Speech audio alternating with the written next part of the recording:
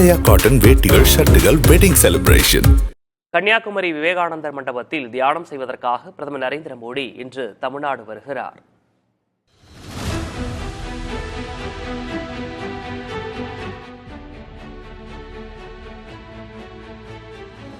உத்தரப்பிரதேச மாநிலம் வாரணாசியிலிருந்து பிற்பகல் தனி விமானம் மூலமாக புறப்படும் பிரதமர் நரேந்திர மோடி கேரள மாநிலம் திருவனந்தபுரம் விமான நிலையத்திற்கு வருகிறார்.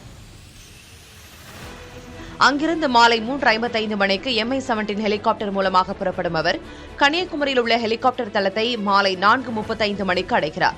அடுத்த 5 நிமிடத்தில் வாகனம் மூலமாக அரசு விருந்தினர் மாளிகை செல்லும் அவர் அங்கு சற்று நேரம் ஓய்வெடுக்கிறார். பின்னர் மாலை 5:20 மணிக்கு சாலை மார்க்கமாக பூம்புகார் படகு தளத்திற்கு செல்லும் பிரதமர் நரேந்திர மோடி படகு மூலமாக விவேகானந்தர் மண்டபத்திற்கு 5:40 மணிக்கு செல்கிறார். தியான மண்டபத்திற்கு செல்லும் பிரதமர் தனது தியானத்தை தொடங்குகிறார்.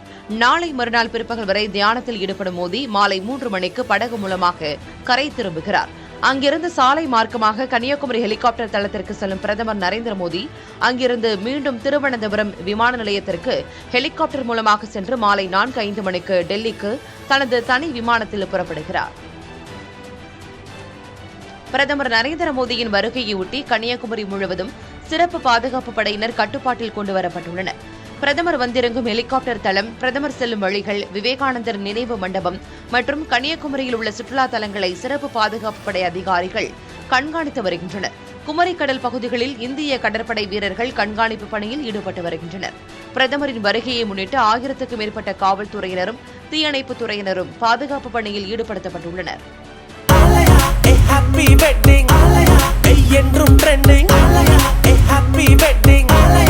ஆலயா காட்டன் வேட்டிகள், ஷர்ட்டுகள், வெட்டிங் செலிப்ரேஷன்.